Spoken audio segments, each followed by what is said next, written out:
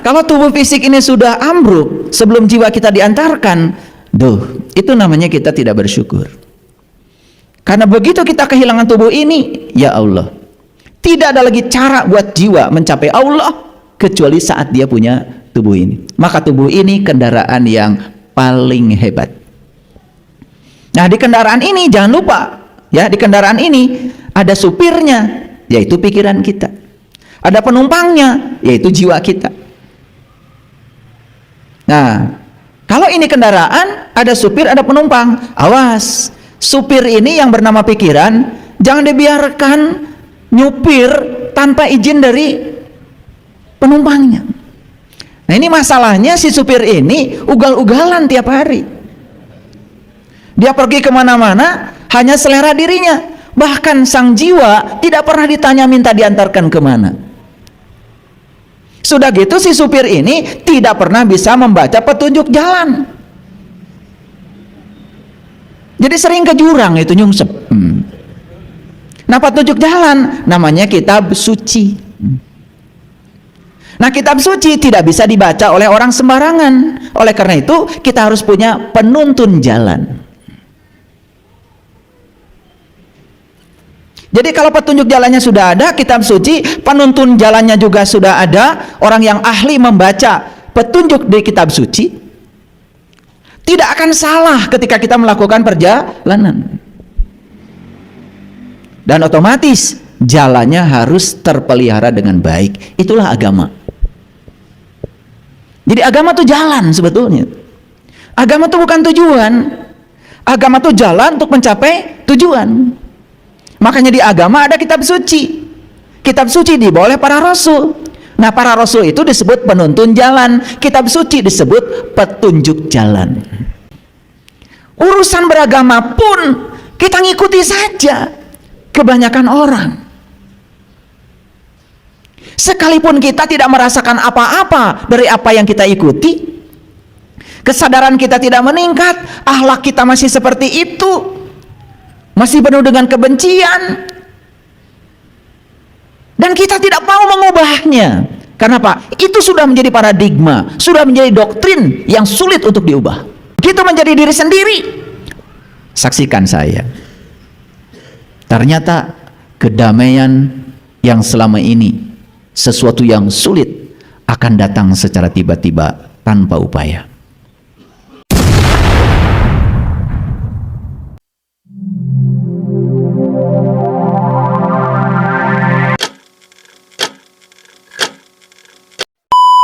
Assalamualaikum warahmatullahi wabarakatuh. Salam sejahtera untuk kita semua. Om Swastiastu, Namo Buddhaya, salam kebajikan, Sampurasun. Rahayu Sagung Dumadi. Semoga seluruh makhluk hidup di semesta ini, baik yang kelihatan maupun yang tidak kelihatan, di setiap ruang dan waktu, di semua tingkatan, senantiasa hidup berbahagia. Waktu adalah ruang yang bergerak. Waktu itu seperti es batu. Es batu digunakan, tidak digunakan, tetap mencair. Waktu itu seperti itu. Digunakan, tidak digunakan, habis juga. Setelah tidak ada, baru kita meratap, mengeluh, meminta kepada Allah agar kita dikembalikan lagi. Kalau bisa mengulang waktu, seakan-akan kita ingin hidup lagi. Itulah kelalaian manusia pada umumnya. Kenapa? Karena pikiran terus bergerak ke masa depan, tidak pernah hadir di sini saat ini sekarang, melupakan kenyataan hidup. Padahal hidup yang sesungguhnya itu adalah sekarang, di sini, saat ini. Makanya ketika diberi kehidupan, jangan pernah mengatakan saya tidak bisa. Karena begitu saya mengatakan tidak bisa, berarti kita menghinakan Allah yang bersama kita. Begitu kita mengatakan tidak mungkin, kita juga sedang menghinakan diri kita sendiri. Karena orang yang selalu mengatakan tidak mungkin, maka dia tidak akan pernah menemukan keajaiban hidup. Jangan pernah mengatakan saya sudah bisa. Karena begitu saya mengatakan saya sudah bisa, kita akan tertutup dari semua pengetahuan baru. Maka orang yang tertutup dari pengetahuan baru, hidupnya ya begitu-begitu saja. Tidak ada kebaruan dalam hidupnya, hanya mengulang-ulang cara hidup lama yang jelas-jelas cara hidup itu sudah menyengsarakan dirinya. Orang yang sadar tidak pernah mengatakan nanti saja. Karena mengatakan nanti saja adalah suatu kesombongan. Orang yang selalu sadar bahwa hidup adalah di sini, saat ini, sekarang, dia akan melakukan yang terbaik saat ini. Tidak usah melakukan yang sempurna, karena kesempurnaan itu tidak ada. Kesempurnaan itu hanya ilusi pikiran orang-orang yang ambisi dengan pikirannya. Hidup itu cukup dengan totalitas. Totalitas artinya apa yang dilakukan saat ini, lakukanlah. Bisa menengok sahabat kita yang sakit di rumah sakit, lakukanlah. Bisa membawa satu sisir pisang untuk membahagiakan mereka, walaupun pisang yang kita kirim belum tentu diizinkan dimakan oleh saudara kita yang sedang sakit, bawalah.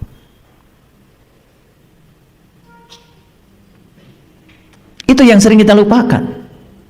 Dan kita melupakan saat ini dan terus menerus ya, pikiran dibawa ke masa depan. Akibatnya hidup penuh dengan kecemasan. Dan orang yang cemas, khawatir, menurut riset para ahli kesehatan, dapat dipastikan tubuhnya asam. Jadi pH tubuhnya itu di bawah 4 itu. Padahal kita lahir ke alam dunia ini, pH tubuh kita itu 7,7. Ketika kita turun pH tubuhnya dari 7,7 ke bawah, di bawah 7,7, tingkat keasaman tubuh kita tinggi, apa yang terjadi? Segala potensi penyakit dalam diri muncul. Setiap orang itu punya, secara genetika mungkin mewarisi yang namanya kanker. Tetapi kanker itu seperti tanaman, kalau disirami tumbuh, kalau tidak disirami tidak akan tumbuh. Kenapa kanker kok tumbuh pada tubuh seseorang? Karena tubuhnya asam, karena dia menyirami untuk tumbuhnya itu. Makanya di usia muda, tubuh ini sudah tidak menjadi kendaraan yang hebat. Padahal sang penumpang yang di dalam, sang jiwa kita, belum pernah diantarkan kemana-mana oleh kendaraan ini. Setelah kehilangan kendaraan ini, baru merengek-rengek kepada Allah, minta dikembalikan lagi ke dunia. Begitu cerita manusia sombong dalam Al-Quran. Oleh karena itu,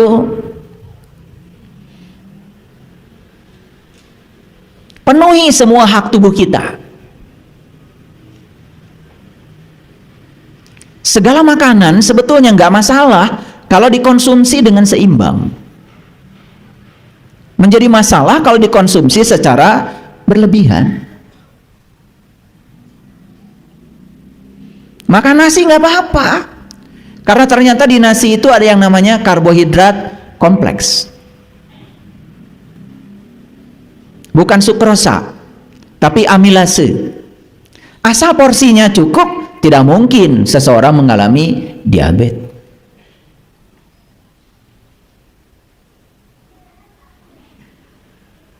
Kalau jantung kita ingin tetap sehat, ya tentu saja kasih makanan yang sehat buat jantung. Apa yang dibutuhkan jantung? Jantung itu butuh vitamin E sama vitamin K2. Vitamin K2 gampang. Vitamin K2 itu adanya di tempe. Iya. Makanya konsumsi tempe terus menerus. Kalau bisa mentah-mentah dikonsumsinya. Makanya kalau ada penimbunan plak di pembuluh darah akibat terlalu banyak mengkonsumsi kalsium, itu dimobilisasi oleh vitamin K2. Itu plaknya itu bisa terurai. Itu sains. Kalau ngerti.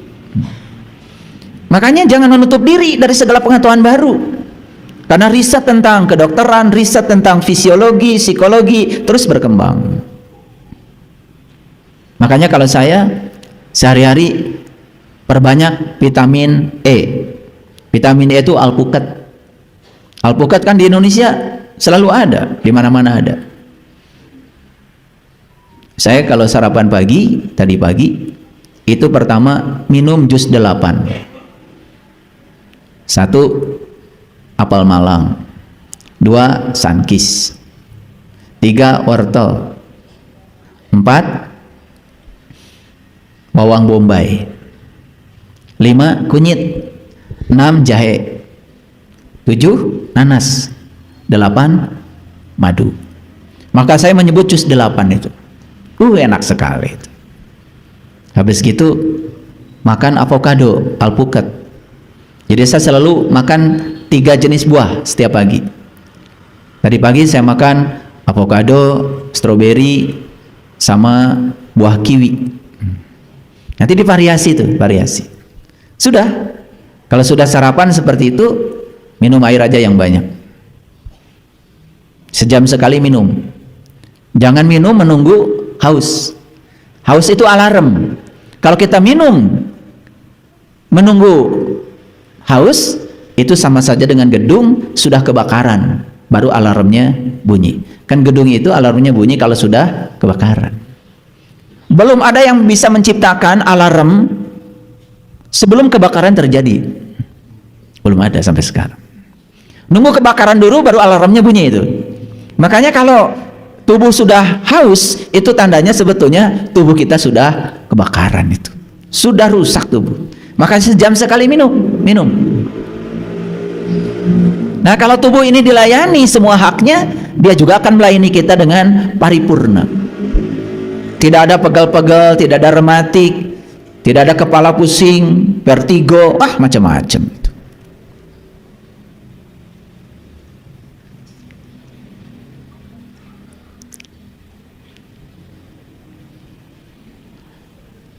Jika perlu kita harus mengkonsumsi namanya probiotik. Probiotik itu adalah makanan dan minuman yang difermentasi. Gampang kok bikin probiotik. Sudah bisa. Beli nanas 1. Wah, ini ilmu mahal, harusnya bayar ini. Nanasnya usahakan nanas yang banyak airnya tuh. Nanas Subang, bagus, keren. Nanas Subang itu keren sekali untuk fermentasi. Potong-potong tuh. Kalau bisa, bonggolnya jangan dibuang. Siapkan wadah yang bisa menampung air 2 liter. 1 nanas masukkan pada air 2 liter itu. Setelah itu potong-potong aja. Di kulitnya dibuang dulu. Setelah itu masukkan jeruk nipis 10 aja. Perasan jeruk nipis. Kasih madu secukupnya sesuai selera. Tutup itu yang rapat. 2 hari kita sudah panen itu. Namanya probiotik. Wah, itu enak sekali. Itu booster itu, sumber energi. Di situ terjadi fermentasi. Itu penting buat kesehatan usus kita. Karena kalau usus sudah sehat, seluruh tubuh akan sehat. Itu namanya pengobatan holistik. Jadi semua orang yang banyak penyakit itu ususnya nggak beres itu. Makanya bereskan dengan itu. Tambah lagi susu yang difermentasi, namanya kefir. Minum itu aja cukup. Aduh, seharian itu gak lelah-lelah itu. Saya ngajar dari jam 7 sampai jam 6 pagi, jam 6 sore. Ya. 4 mata kuliah. Rata-rata 3 SKS. Ada yang 4 SKS. Jam 7 mulai, jam 6 baru keluar dari ruangan. Hanya terselang sholat aja. Gak ada lelahnya. Ya. Nah, ini pengajian urusan kesehatan juga diajarkan itu. Karena apa? Kalau tubuh fisik ini sudah ambruk sebelum jiwa kita diantarkan, itu namanya kita tidak bersyukur. Karena begitu kita kehilangan tubuh ini, ya Allah, tidak ada lagi cara buat jiwa mencapai Allah kecuali saat dia punya tubuh ini. Maka tubuh ini kendaraan yang paling hebat. Nah, di kendaraan ini jangan lupa, ya, di kendaraan ini ada supirnya, yaitu pikiran kita. Ada penumpangnya, yaitu jiwa kita. Nah, kalau ini kendaraan, ada supir, ada penumpang. Awas, supir ini yang bernama pikiran, jangan dibiarkan nyupir tanpa izin dari penumpangnya. Nah, ini masalahnya, si supir ini ugal-ugalan tiap hari.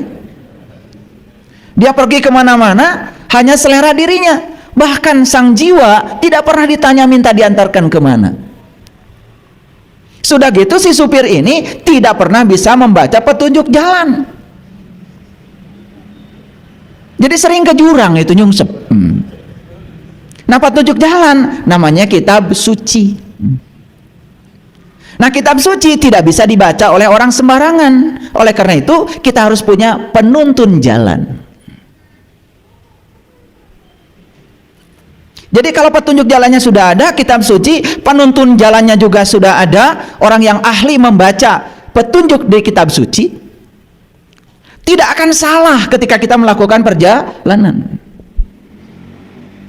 Dan otomatis jalannya harus terpelihara dengan baik. Itulah agama. Jadi agama itu jalan sebetulnya. Agama itu bukan tujuan. Agama itu jalan untuk mencapai tujuan. Makanya di agama ada kitab suci. Kitab suci dibawa oleh para rasul. Nah, para rasul itu disebut penuntun jalan. Kitab suci disebut petunjuk jalan. Sayang, kitab suci sebagai petunjuk jalan itu selama ini hanya dibaca berulang-ulang tanpa diambil petunjuknya apa. Padahal sudah jelas pesan kitab suci kita, terutama Al-Quran, Quran surat. Tidak ada kitab suci yang nama-namanya itu pakai surat. Quran surat, yang namanya surat itu pasti di dalamnya ada pesan. Pesan dari siapa? Pesan dari Dia sang pencipta untuk kita yang diciptakan, supaya kita bisa menangkap surat yang dikirim beliau itu, supaya hidup kita tidak menderita, tidak sengsara, agar hidup kita menakjubkan. Jadi kalau penderitaan hidup itu bukan takdir, itu akibat dari kesalahan kita memilih jalan hidup. Nah, oleh karena itu, maka hari ini kita akan berbicara sesuatu yang besar dan luar biasa, yaitu jika hidup hanya untuk diterima orang lain, maka kita akan mati saat kita ditolak. Kan sebetulnya yang terjadi dalam kehidupan kita selama ini, mohon maaf, kita lebih banyak hidup kita itu demi untuk menyenangkan orang lain, sampai kita mengorbankan kemerdekaan kita sendiri agar dipandang baik oleh orang lain. Bukankah itu berpura-pura? Bukankah itu yang disebut dengan kemunafikan hidup? Lalu sepanjang kita hidup seperti itu, maka sepanjang itu pula kita tidak akan pernah menemukan diri kita sendiri. Padahal tujuan kelahiran kita ke semesta ini sebetulnya untuk menemukan diri kita sendiri, agar kita bisa menjadi diri kita sendiri. Itu yang disebut dengan kemerdekaan. Setelah selesai kajian ini, mari kita jujur, introspeksi diri. Sekian lama hidup kita di dunia, ternyata hidup kita hanya berpura-pura baik agar dipandang baik oleh orang lain, dan kita mengorbankan diri kita sendiri. Bahkan, mohon maaf, urusan beragama pun kita ngikuti saja kebanyakan orang. Sekalipun kita tidak merasakan apa-apa dari apa yang kita ikuti, kesadaran kita tidak meningkat, akhlak kita masih seperti itu, masih penuh dengan kebencian, dan kita tidak mau mengubahnya. Karena apa? Itu sudah menjadi paradigma, sudah menjadi doktrin yang sulit untuk diubah. Itu kajian kita hari ini. Oleh karena itu, sudah siap untuk menerima kajian hari ini? Oke. Karena kajian hari ini sangat berbahaya. Bahayanya, nanti kita akan menjadi diri kita sendiri. Begitu menjadi diri sendiri, Saksikan saya. Ternyata kedamaian yang selama ini sesuatu yang sulit akan datang secara tiba-tiba tanpa upaya. Ya, supaya ngajinya jelas, saya pakai dasar dulu. Mari kita lihat Quran surat Yunus. Ini surat ke-10 ayat yang ke-36. Lagi-lagi Quran surat. Awas. Sebetulnya kita ini terhormat. Allah yang Maha Tinggi sudah ngirim surat sama kita.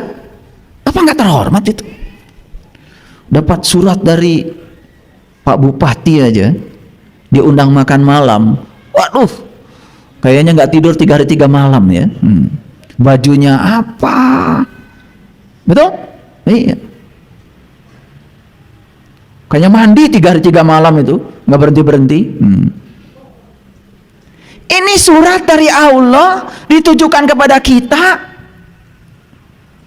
Bukankah kita sangat terhormat dapat surat ini? Sayang sekali pesannya selama ini kita abaikan.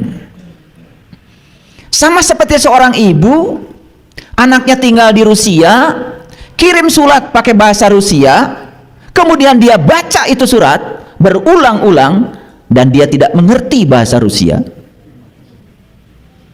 Betul? Dia cuma bahagia karena dapat surat dari anaknya.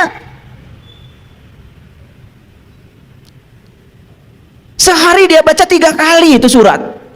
Dan dikasih tahu kepada tetangganya, saya dapat surat dari anak saya, saya dapat surat dari anak saya. Begitu tetangganya nanya, isinya apa ibu? Teuing. Bahasa apa ibu? Bahasa Rusia. Kebetulan anaknya tinggal di sana. Karena nggak ngerti, tenang aja. Sama seperti kita. Baca kitab suci tiap hari, tenang. Karena tidak mengerti. Tenang. Adem. Betul nggak? Lah iya. Beda dengan saya. Baca kitab suci itu, waduh saya gerah selalu. Berdetak jantung saya itu. Karena saya ngerti. Ngerti bahasanya maksudnya. Jadi kalian tuh memang luar biasa. Baca ayat manapun, surat manapun, tenang. Luar biasa. Jadi sama seperti ibu tadi, terima surat dari Rusia itu dari anaknya, tenang. Begitu ada tetangganya tahu bahasa Rusia, dibantu diterjemahkan. Ternyata isinya itu baru saja anaknya mengalami kecelakaan. Dan sekarang sedang berbaring di rumah sakit. Kakinya harus diamputasi. Wah, beritanya semua yang menyeramkan. Setelah mengerti, baru jantungnya berdebar-debar. Kadang-kadang kita suka sombong. Ketika ditanya, pedoman hidupmu apa? Quran dan sunnah. Wah, keren. Begitu saya menjelaskan sesuatu dari Quran yang berbeda dengan paradigmanya dia selama ini, padahal dia itu menjalankan sesuatu cuma katanya, yang benar dari Quran pun bisa jadi ditolak habis-habisan. Saya menyampaikan satu ayat di Quran, surat Hud ayat 106, dan saya bacakan berulang-ulang. Fa'amal ladina syaku fafinar lahum fiha zafirun wasahikun. Dan orang-orang yang celaka tempatnya adalah neraka. Dan di dalam neraka itu dia menarik dan mengeluarkan nafas. Itu Quran. Kemudian saya jelaskan di mana kita bernafas. Bukankah nafas itu pada saat ruhku ditiupkan ke dalam tubuh, agar ruhku yang ada di sini berhubungan dengan yang meniupkannya, dikasihlah nafas. Jadi nafas itu hanya ada saat kita masih hidup. Makanya orang mati menghembuskan nafas yang terakhir, beak napasna kayak deui. Jadi kapan kita bernapas? Saat kita masih diizinkan hidup di sini. Makanya napas cuma 2, masuk dan keluar. Quran mengatakan neraka adalah tempat di mana kamu masih bernafas. Itu Quran, bukan ajaran saya. Saya tunjukkan ayatnya, surah Hud ayat 106, bahkan 107-nya mengatakan bahkan langit dan bumi pun masih ada. Itu diperjelas. Karena itu berbeda dengan yang selama ini dipahaminya, sekalipun dari Quran, itu ditolaknya mentah-mentah. Padahal kalau ngomong pedoman hidup apa? Quran. Wow, kayak yang bener. Makanya Quran ini sampai sekarang masih perawan. Masih perawan. Saya menunjukkan Quran surat Al-Imran ayat 49 yang menyatakan begini. Itu dialog antara Rasul dengan Bani Israel.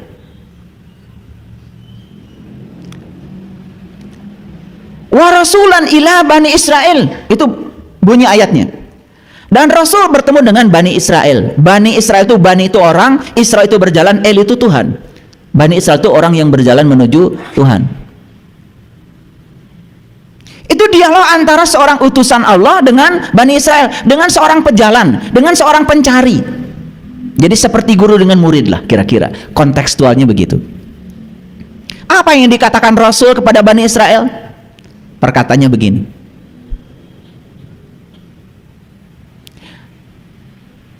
Aku akan menunjukkan tanda Tuhanku kepadamu.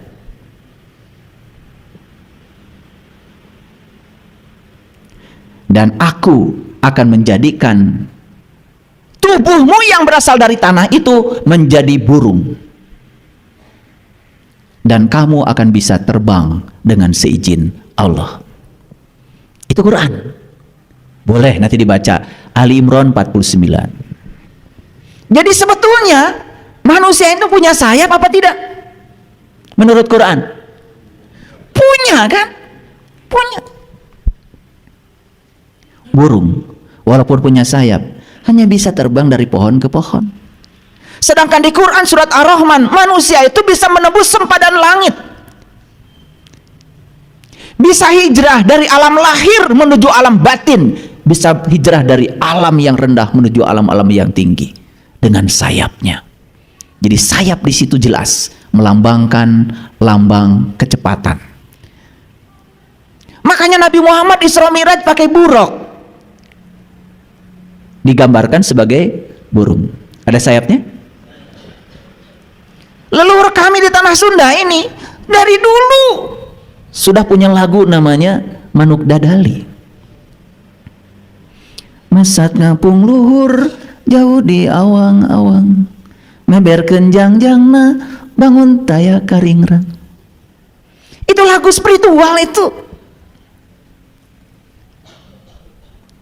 Kenapa bangsa Indonesia menjadikan lambang negaranya itu burung Garuda, burung lagi? Nabi Sulaiman perjalanan spiritualnya juga pakai burung hudhud. Luar biasa. Jadi kalau ingin menapaki kesadaran yang tinggi, yuk gunakan dong sayap yang Allah titipkan kepada kita untuk menuju kesadaran yang lebih tinggi. Kalau kita berbicara langit, langit itu bukan alam lahir. Langit dalam Quran itu adalah lapisan-lapisan kesadaran yang harus kita capai. Puncaknya kesadaran disebut Sidrah Al-Muntaha. Sidrah itu sadar, Al-Muntaha itu penghujung, Sidratil Muntaha. Nah, menuju ke alam yang tinggi jelas harus terbang. Dan Quran menjanjikan siapa yang bisa terbang saat ini, maka aku bebaskan dari 3 penyakit. 1, penyakit buta.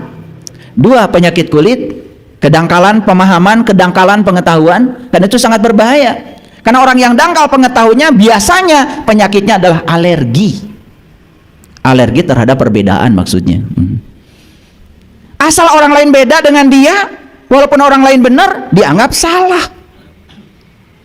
Makanya orang yang suka menyalah-nyalahkan orang lain, yang tidak siap menerima perbedaan, jelas masih punya penyakit kulit. Gegetret wae. Atau melihat perbedaan itu bukan menerima dan menghargainya. Atau gatel. Kalau nggak komentar, gatel. Kalau nggak nyerang orang, gatel.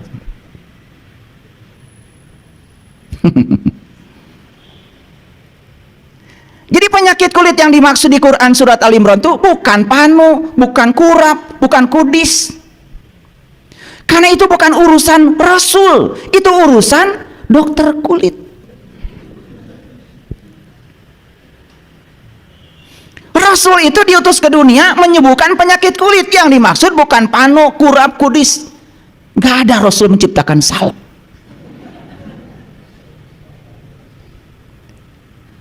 Jadi para nabi, para rasul itu didatangkan ke dunia ini untuk membawa kita tenggelam dalam pemahaman yang dalam. Karena orang yang sudah dalam pemahamannya persis seperti danau yang dalam. Tenang, tidak terombang-ambing lagi oleh situasi di luar. Paham? Oke. Kalau seseorang itu masih menderita penyakit buta, penyakit kulit, puncaknya penyakit adalah kehilangan kesadaran. Maka di surah Al-Imran ayat 49 dikatakan, tugasnya para rasul itu yang nomor 3 adalah membangkitkan orang-orang yang tidak sadar. Apa yang dibangkitkan? Dibangkitkan kesadarannya. Itu yang namanya qiyam. Jadi kiamat itu hari kebangkitan. Kebangkitan kesadaran. Makanya leluhur kami di tanah Sunda mengatakan, sing bisa ngahudangkeun kanu sare. Ngahudangkeun kanu sare artinya membangunkan orang yang tertidur, bukan orang yang lagi tidur dihoya-hoya harus bohongan, bukan. Kelihatan bangun tapi sebetulnya dia tidur. Kenapa? Karena tidak sadar. Oke, sekarang kita lihat, masuk, udah siap ya, masuk ayat ya. Oke, ini surat, pesannya tangkap ini dari Allah. Nah, kata Quran, surat Yunus ayat 36, wa ma yattabi'u aksaruhum illa dhanna. Dan kebanyakan mereka tidak mengikuti kecuali dengan persangkaan saja. Persangkaan bahasa Qur'annya dhon. Bahasa lainnya adalah persepsi, pembenaran. Itu katanya dikatakan lagi. Itu yang disebut dengan zon. Wa ma yattabi'u aksaruhum illa dhon. Dan kebanyakan mereka tidak mengikuti kecuali dengan persangkaan saja. Yuk jujur pada diri kita. Nah, kalau baca surat ini, kalau saya langsung bergejolak. Kan kebanyakan itu lawannya sedikit. Betul nggak? Berarti yang mengikuti sesuatu bukan dengan persangkaan kan sedikit. Itu bahasa logikanya. Bisa nangkep? Ayat ini mengatakan kebanyakan manusia mengikuti sesuatu hanya dengan persangkaan. Kan bukan seluruhnya. Alhamdulillah. Coba kalau seluruhnya. Ini ayatnya kebanyakan. Berarti masih ada dong yang mengikuti sesuatu tidak dengan persangkaan, dengan ilmu, dengan nalar, dengan pengetahuan, dengan bukti, dengan pengalaman. Masih ada kan? Nah, kalau saya nih baca surat, langsung otak saya jalan. Saya termasuk yang mana? Kebanyakan atau yang sedikit? Kalau saya, kalau Bapak Ibu nggak tahu. Sampai situ nggak mikirnya? Karena ini surat kan, saya tangkap pesannya. Kalau saya ingin termasuk yang sedikit, gimana caranya ya? Itu pertanyaan saya berikutnya. Lalu pertanyaan saya berikutnya, kebanyakan itu berapa persen? Kan gitu. Lalu kalau sedikit berapa persen? Ternyata Quran ada kasiro, ada kolil. Kasiro itu ternyata sebagian besar. Kolil sebagian kecil. Jadi ayat Quran saja mengatakan yang mengikuti sesuatu dengan ilmu, yang mengikuti sesuatu dengan kritis, kreatif, komunikatif, kolaboratif, hanya sedikit. Yuk pertanyaannya, kita masuk yang mana?